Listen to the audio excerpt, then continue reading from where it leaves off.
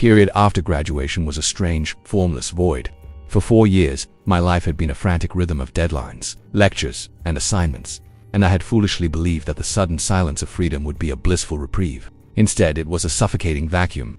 With my full-time job not starting until June and my friends still shackled to their academic calendars, I found myself adrift in a sea of unstructured time. Each day bled into the next, a monotonous gray that gnawed at my sense of purpose.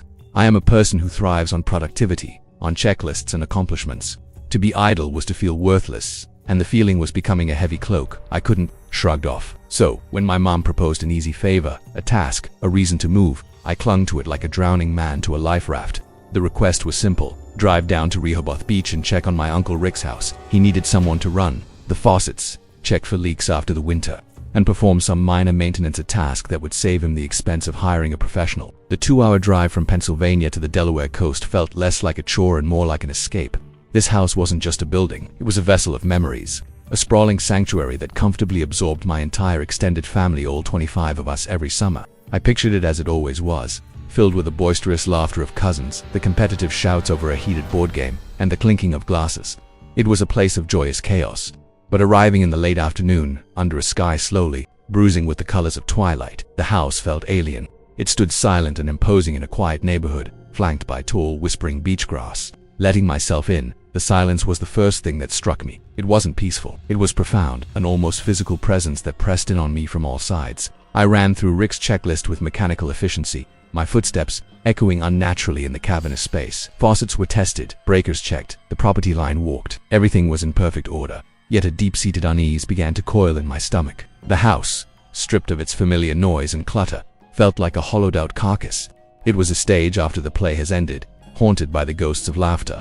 I have always hated driving at night, the way the world shrinks to a narrow tunnel of headlight beams. So I texted my mom, informing her I'd stay the night and drive back in the clear light of morning. It seemed the most logical choice. After a quick meal scavenged from the pantry and an hour of mindless scrolling on my phone, I prepared for bed. In the summer, I was always relegated to a small room on the 3rd floor, a tiny space I shared with a younger cousin. But tonight, the entire house was my domain. I decided to indulge myself, choosing the master bedroom on the 2nd floor. It was a suite of pure comfort, with a private bathroom, a massive walk-in closet, and a king-sized bed that promised a deep, restorative sleep. I climbed under the cool sheets around midnight, the lingering strangeness of the empty house finally dissolving as exhaustion took over, and I drifted off into a dreamless slumber. I don't know what time it was when I woke up, only that the transition from sleep to wakefulness was violent and instantaneous. A sound had shattered the silence. It was a soft, definitive thump, and my sleep-addled brain registered its origin. Immediately, the walk-in closet. My heart began a frantic, panicked tattoo against my ribs. I laid there rigid, my eyes wide in the oppressive darkness. I strained my ears, listening for another sound, anything to confirm or deny what I'd heard. Nothing. Just the frantic thumping of my own blood. My mind was screaming at me to get up, to turn on the light, to confront the source of the noise, but my body refused to cooperate. It was a peculiar kind of paralysis, born not of a physiological inability to move, but of a primal fear of what I might find. I didn't want to know if someone or something was in that closet. I squeezed my eyes shut, a child's defense against the monster under the bed, and commanded myself to go back to sleep. It was nothing. The house is old. It's just settling.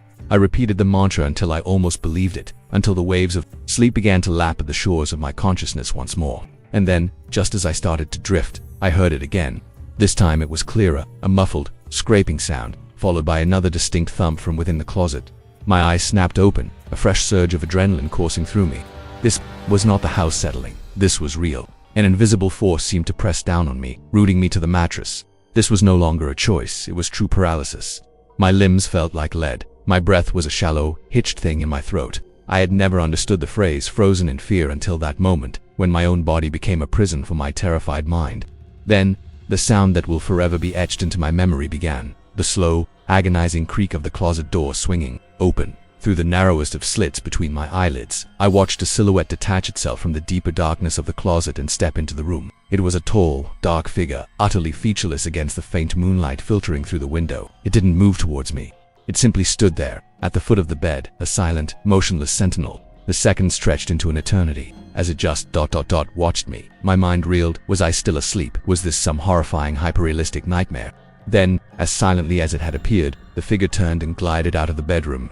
I remained perfectly still, barely daring to breathe, listening with an intensity that made my ears ache. The soft footfalls moved across the second-floor landing. I expected them to descend the main staircase, to leave the house, but instead, they began to ascend. The creak of each step on the staircase to the third floor, a separate, distinct spike of terror in my heart. The third floor, my stomach churned. With a nauseating mix of fear and confusion, there was no exit up there, just more bedrooms and a small balcony. It was a dead end. He was trapping himself. Or me. The paralyzing fear finally broke, shattered by the urgent need for action. With movements that felt both sluggish and frantic, I reached for my phone on the nightstand, my fingers fumbling with the screen. I dialed 911, my thumb shaking so badly I almost misdialed when the dispatcher answered. I could only manage a choked whisper, forcing the words out through a constricted throat. "Someone is in my house. I'm on the second floor." He went upstairs. As quietly as a mouse, I slipped out of the ridiculously comfortable bed that now felt like a trap, crept to the bedroom door, and turned the lock. The click sounded like a gunshot in the silent house. Then, I retreated to the farthest corner of the room, crouching behind a large armchair, and waited. The minutes crawled by, each one a separate lifetime of agonized waiting. The only sound, the frantic beating of my own heart and the imagined creaks from the floor above. Finally, the blessed, beautiful sight of flashing red and blue lights painted the bedroom windows. The relief was so overwhelming it almost brought me to my knees. I sprinted down the stairs, threw open the front door, and practically fell into the arms of the two police officers on the porch. They were professional and immediate, storming inside and moving with tactical precision through the house. I waited outside on the dew-dampened porch, shivering, as they cleared the first and second floors. It didn't take them long to emerge. With the verdict, the house was empty. I stared at them in disbelief. "No," I insisted, my voice trembling. "He went upstairs. To the third floor. There's no way out, up there. He has to be here." They exchanged a look, one of pity, of skepticism. They suggested he must have slipped past me on the stairs while I was hiding, that I was too freaked out to have noticed. I knew, with every fiber of my being, that it wasn't true. The staircase was the only way down. I would have heard him. I would have seen him, felt a surge of frustrated desperation. They were going to leave, and that monster was still in the house. I refused to let that happen. My hands shaking, I called Uncle Rick. The moment he heard the panic in my voice, his tone shifted from sleepy confusion to sharp authority. He snapped at the officers over the phone, his voice crackling with urgency, telling them to check again, more thoroughly, that my life could depend on it. His authority worked. Grudgingly, they agreed to a second, more meticulous search, and this time Rick told me to follow them. I shadowed them as they moved methodically through the house, their powerful flashlights cutting through the shadows. They opened every closet, checked under every bed, tapped on walls, their professionalism now tinged with a thoroughness that was both reassuring and terrifying. They pulled back shower curtains, double-checked every window and door lock, and that's when they found it. In one of the third-floor bedrooms, the very room I would have been assigned to during a family summer, the window was unlocked. One officer remained by the door while the other went downstairs and out onto the back deck. I followed the second officer outside. The thought of being inside the house, even with police, making my skin crawl. He shone his flashlight across the manicured lawn, the beam sweeping across the empty deck in the silent beach grass. Nothing. Then he angled the beam upwards, scanning the roofline, and my heart stopped. There, illuminated in the stark white light of the torch, was a man. He was perched on the peak of the roof like a grotesque gargoyle, just sitting there, staring down at us. He was a disgusting, citter-bald man in tattered, filthy clothing, his skin pale and waxy, his eyes holding a vacant, eerie expression as if he were looking straight through us. The next hour was a blur of clipped radio communications and tense movements as they coaxed and commanded the man down, finally securing him in handcuffs. The police concluded he was likely a homeless person who had been squatting in the house for days, maybe longer. But when they questioned him, asking how he got in, how long he'd been there, why he was hiding in my closet, he offered no answers. He just stared with those empty, unnerving eyes, a chilling portrait of vacant indifference. The questions still haunt me. How did he get onto the roof? It's inaccessible from the ground. Why hide in the closet of the one room I chose to sleep in? Was he waiting for me? Was he just watching? My family has begged Rick to install a security system, but for reasons I will never comprehend, he refuses. The thought that sends a permanent chill down my spine is the one that circles back again and again. If I had followed the family tradition and slept in my usual assigned bedroom on the third floor that night, the unlocked window would have been in my room. The story might have ended very, very differently.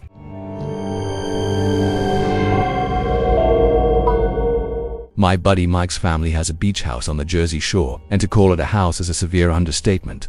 It's a magnificent, sprawling structure that has been in their family for generations, a place that breathes history from its salt-bleached wooden pores. For a guy like me, who never came from much, it felt like stepping into another world. The house was supposed to be the permanent residence for Mike's grandparents, but they had recently passed away, leaving the grand old place dormant for most of the year. With the rest of the family on the West Coast and Mike's parents perpetually busy, the house sat empty, a silent monument to summers past. The upside to this otherwise sad situation was that Mike had free reign of the place. So when he hit me up in mid-July, asking if I wanted to come down for a weekend, it took me all of 2 seconds to agree. I had nothing going on, and the thought of escaping to a place like that was an irresistible siren call. The plan was simple: hang out, hit the beach, maybe the boardwalk at night. It wasn't a party weekend, just a chill escape, and I was all for it. That Friday, Mike picked me up, I threw my duffel in his trunk, and we made the easy drive down the parkway. We arrived around 6 in the evening, the air thick with the smell of salt and nostalgia. We dropped our gear in 2 of the upstairs, with bedrooms, and let the atmosphere of the house settle over us. It had that distinct beach house smell, a comforting mix of sea air, old wood, and a faint musty hint of history. After grabbing a quick dinner from a local sub shop, we spent the first night doing exactly what we came to do: nothing. We walked the beach, cast a few fishing lines into the surf with no real expectation of catching anything, and just soaked in the serene ambience of the shore at dusk. The next day was a lazy blur of sun and sand. We went for a run on the boardwalk in the morning, the ocean breeze a welcome balm against the rising heat, and spent the rest of the day lounging, talking, and generally forgetting the existence of the real world. By the evening, we were both wiped. Mike floated the idea of hitting some bars in Seaside, but the thought of crowded rooms and loud music held no appeal. Our bodies, pleasantly weary from a full day in the sun, were calling. For rest, we ended up crashing relatively early, sometime just after midnight, falling into a deep, dreamless sleep. I was ripped from that sleep by a sound that was both shrill and piercing. For a moment, I thought it was part of a dream, a phantom alarm from a world of nightmares. But as consciousness slowly returned, I realized the high-pitched, insistent beeping was real, and it was coming from somewhere inside the house. It had the sharp, skull-splitting quality of a smoke detector, a sound designed to jolt you into panicked action. I threw myself out of bed, my heart hammering against my ribs, and tried to pinpoint its location. It wasn't in my room, nor did it seem to be coming from anywhere else on the second floor. I stood in the hallway, straining my ears, and realized, with a growing sense of dread, that the sound was coming from above me from the 3rd floor. Without a second thought, I bolted to Mike's room, yanked open his door, and shook him awake with a frantic urgency. "Mike, get up, do you hear that?" He was groggy for only a second before the shrill beeping registered, and he was out of bed, shirtless and alert. Together, we charged up the narrow staircase to the 3rd floor, our bare feet pounding on the old wood, our minds racing with visions of smoke and fire. We burst onto the 3rd floor landing and flipped on the lights. The space was dark, illuminated only by the weak moonlight filtering through a window at the far end of the hall. We scanned the area, expecting to see a haze of smoke or the flicker of flames, but there was nothing. No smell of burning, no signs of a fire at all. Just the god-awful, relentless beeping that seemed to be coming from everywhere at once. It was baffling. We moved from room to room, the irritating sound drilling into our brains, searching for the source. Finally, in one of the smaller back bedrooms, I found it. Tucked neatly under a pillow on the bed was a small, black device. It was the source of the noise.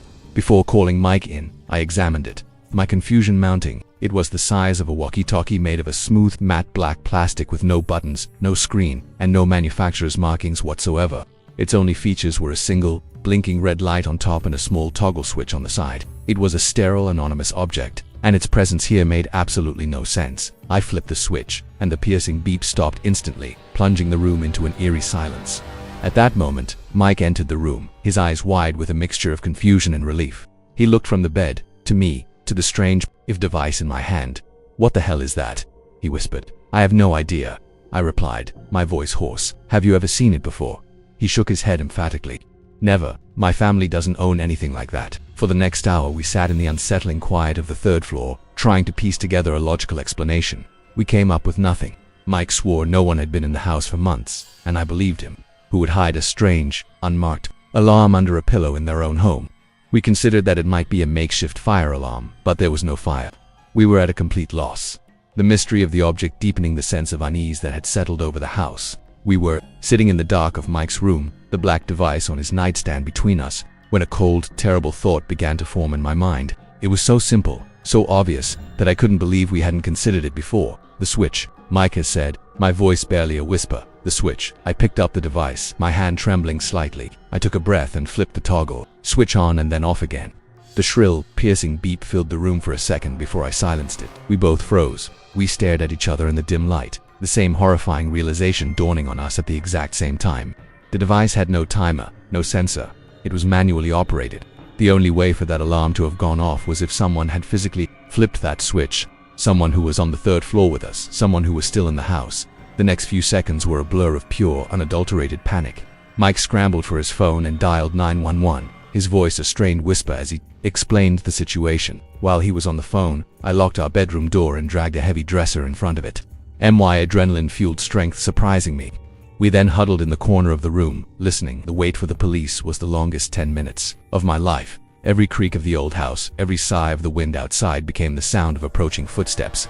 We were trapped, with no idea where the intruder was or what they wanted. When we finally saw the flashing lights outside, we rushed downstairs to meet the officers, our words tumbling out in a frantic, jumbled explanation. They conducted a full, thorough sweep of the house while we waited on the front porch, wrapped in a suffocating blanket of dread. When they returned, the news they delivered was far more horrifying than finding an intruder. They had found no one, but what they did find made my blood run cold. Every single window on the third floor, including the small ones in the bathrooms, it was wide open. And that wasn't all. The rooms we had just been in, the rooms that had been perfectly neat just moments before we ran upstairs, were now completely ransacked. Beds were flipped over, drawers were pulled out of dressers, their contents strewn across the floor. The very room where I had found a device under the pillow looked like it had been torn apart by a tornado. We stared at the officers in stunned silence, then insisted they escort us upstairs. It was true. The neat, quiet rooms were gone, replaced by a scene of utter chaos. It was impossible. We had been down here waiting for them. The intruder would have had only minutes to do this and escape out one of the windows without making a sound. It felt like we were losing our minds. The police found nothing else, no footprints, no fingerprints, no weapons. They advised us to ensure all the windows were locked, to call them if anything else happened, and then they left. They just left. We were alone again in the violated house. We didn't feel safe. Not for a second, but we had no other choice but to stay. We barricaded ourselves in Mike's room for the rest of the night, jumping at every sound, and left at the first light of dawn the next morning. The questions from that night still circle in my mind, unanswered and terrifying. Who was in the house? How did they ransack those rooms so quickly and silently? And what was the purpose of that black device? Was it a diversion, a way to lure us to one part of the house while they did something else? The most chilling thought, the one that still keeps me awake on quiet nights, is the one Mike voiced as we drove away, his face pale and drawn. What if they were never trying to get out? What if they were just showing us they could get in anytime they wanted? For all we know, whoever was in that house that night never really left.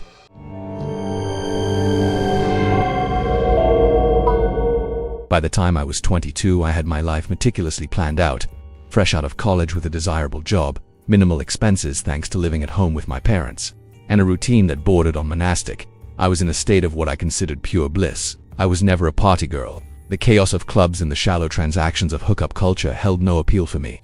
My weekends were for hiking, for road trips, for the quiet comfort of a good book. So when my closest friend from college, Lindsay, invited me and our other two friends, Sabrina and Thea, for a weekend at her family's beach house, it was a rare deviation from my carefully curated life. From the way Lindsay described it, the place was a sanctuary tucked away on a private beach, far from the tourist hordes. Her parents, both neurosurgeons, were, to put it mildly, loaded.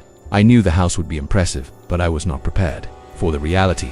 Pulling up to it, I was awestruck. It wasn't a house, it was a fortress, an ultra-modern marvel of glass and steel that looked more like a covert military safe house than a family home. Despite having enough bedrooms for each of us to have our own wing, we opted to pile into one of the kids' rooms with 2 sets of bunk beds, embracing the sleepover vibe. We had 3 nights, the perfect amount of time before my need for solitude and order would start to fray. That first night, we decided to keep it chill. I even agreed to break my usual no-drinking rule, figuring a few white claws with my best friends was a worthy exception. We walked down the private path to the beach, the sand cool under our feet, and settled near the water's edge. With Sabrina's speaker playing low-key house music, we sat under a blanket of brilliant stars, the 4 of us falling into the easy rhythm of old friendship. It was some time later when we noticed it, a faint, flickering light further down the shoreline. We quieted down, watching as the light swung back and forth in a steady, hypnotic rhythm. It was a flashlight, we realized, held by someone walking along the water. Soon, the faint sound of laughter drifted towards us on the breeze, and the tension we hadn't even realized we were holding dissipated. It was probably just some other young people enjoying the night. As they drew closer, one of them, a guy's voice, called out a friendly hi. Thea, ever the social butterfly, yelled back. They made their way over to us, and we could see it was a group of 3 guys, maybe a year or 2 older than us. They had that classic sun-kissed beach boy look, and I could practically feel my friends, especially Thea, preen. They were handsome, charming, and had a cooler full of beer. They sat with us, and the 7 of us spent the next hour talking and laughing, the night unfolding in a pleasantly predictable way. Eventually, after several drinks, they invited us to continue the party back at their place. A wave of exhaustion washed over me. I was ready for bed, but I could see the excitement in my friends' eyes. I wasn't going to be the one to spoil their fun. There were 3 of them and 3 of my friends. It was a perfect, if unstated, setup.